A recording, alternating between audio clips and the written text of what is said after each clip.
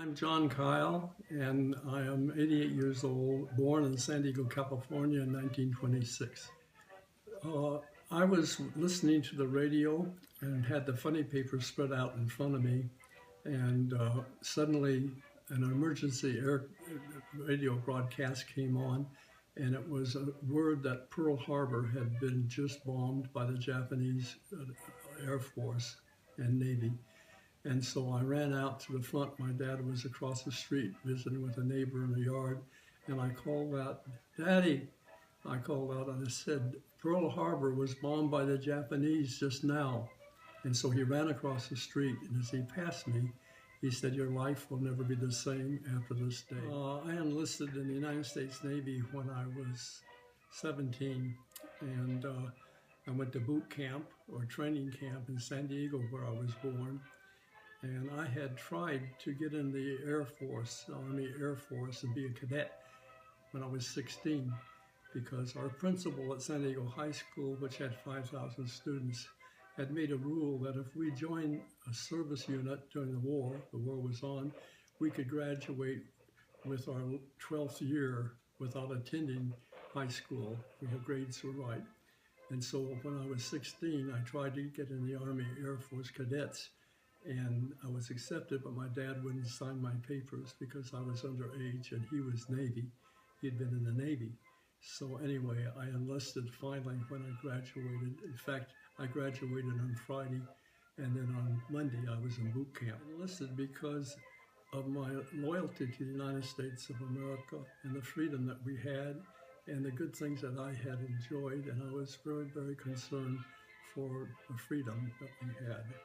And I believed in being patriotic. I was one. After boot camp, I was attached to an outfit called Casu 52, and that meant Carrier Aircraft Service Unit.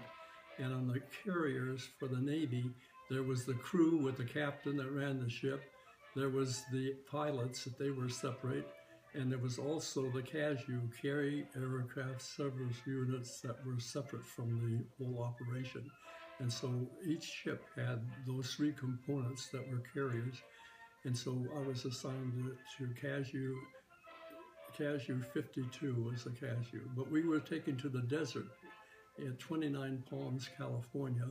And we spent about 3 months there installing rockets and fighter planes, U.S. Navy fighter planes. And they had, in the desert out there, they had ships supposedly built, and they would rocket them. And we put the rockets equipment on the first airplanes in the Navy out in the desert. Well, they didn't tell us where we were going, but our captain came to us. There were about 150 of us, including the officers in our unit, a big outfit.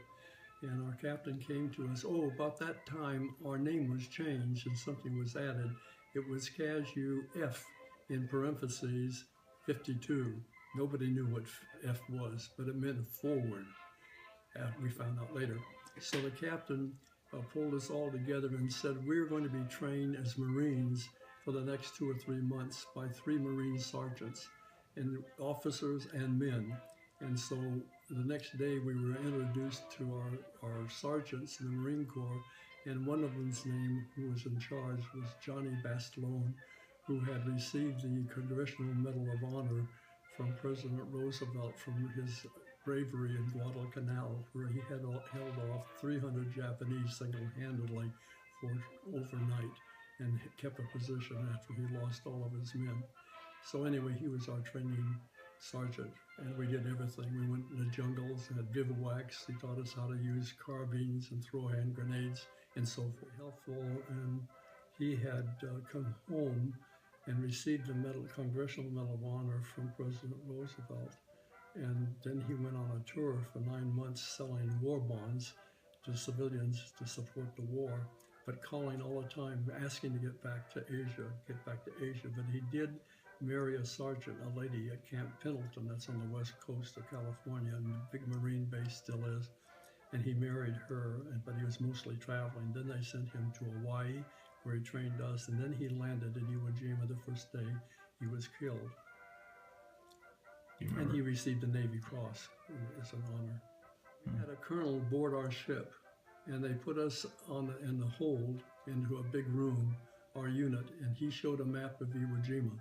And he said, this is where we're going to go and land, and you're going to support the 5th Marine Corps on the ground, and you'll come in after the initial landings and back them up until the island is secured. But until the airstrips are set up and ready to go, then you will begin taking care of aircraft that can't get back to the carrier to be repaired, and that was our job to start with. He said that you're going to land in Iwo Jima and everything is expendable in this landing. And I said to a chief petty officer, like a sergeant beside me, I said, what's the word expendable mean? He says, Kyle, it means it doesn't matter whether you and I come back alive or not. Everything is going to be wasted to get this island. It was important because we needed the island for airplanes coming from Tinian and the other islands, bombers, for the aircraft to come up and join them, the fighter planes with wing tanks to take them into Japan and to fight the fighter planes that would come up to try to shoot them down as they came in squadrons. And there was at no time that I can recall, once everything was settled, when there wasn't bombers going from Tinian Islands into Japan to bomb them. They were going like a train. The island was secured, and supposedly in April 28th or something like that. And early May, everything was quiet. Nothing was happening. I was sitting up on the hillside looking out over the water with my head against a tire in a truck that was sitting there, a radio truck. And suddenly I started to hear gunfire, which was out of order because everything had been secured for several weeks. And suddenly I realized that the tents down below me were full of officers, pilots, for night fighters who would go out at night and try to keep the bombers from getting to Iwo Jima to bomb us. They were called night fighters. And they had come in earlier about 6 o'clock in the morning, and they had gone to bed in their tents. And suddenly a group of people came from, I don't know where at the time, but they were in there with swords. I could see the swords flashing and the guns. And to my left was a battalion of Marines who were stevedores unloading airplanes of ships of supplies. And they were rallied by their officer finally, and they started climbing over the boxes to get over with their carbines in their hands. But I was motivated to go into this truck because I knew there was a carbine in there. I'd seen it in there. So I went in and grabbed the carbine and started running down the hill, and I jammed in the container holding the bullets, and it was frozen because it was rusted. So I just threw it away and I ran back up. By this time it got quiet. I was going to try to get my carbine out of my tent. But anyway, it was over with about that time. And I can't remember, there were 40 people or 60 people, and 20 of them were officers who had come out of a cave and been just waiting for this opportunity. And they had a strategic group because they were fighter pilots, and how they realized that, I don't know, but they had been observing, I guess, from their cave. We thought that the caves were all cleaned out, or the tunnels, but it was not. And that was the last action there on Iwo Jima. Afternoon, my captain called me into his tent, and he gave me orders that I was to guard all of the pilots of our airplanes, the PB-4Y2s or B-24s, the 4-engine aircraft, because they were a little concerned that it might happen again. And so I was to go on at 7 o'clock in the morning, armed with my rifle and so forth, and I would be with them till 7 o'clock in the morning. I did that for a week, and every night I'd go out and guard these men. And of course, they were very jittery, and every so often they knew who I was. They'd call out, Kyle. I'd say here, which I didn't like very much because it spotted where I was. But anyway, I did that for 7 days. Probably the most athletic one in our whole outfit, and I had been called before by the captain to go do certain things. Afterwards, getting home, I was a little shell-shocked. Yeah, I felt more when I got back when I went to college with an NROTC, when I got home for officers training. That's when I was more jittery.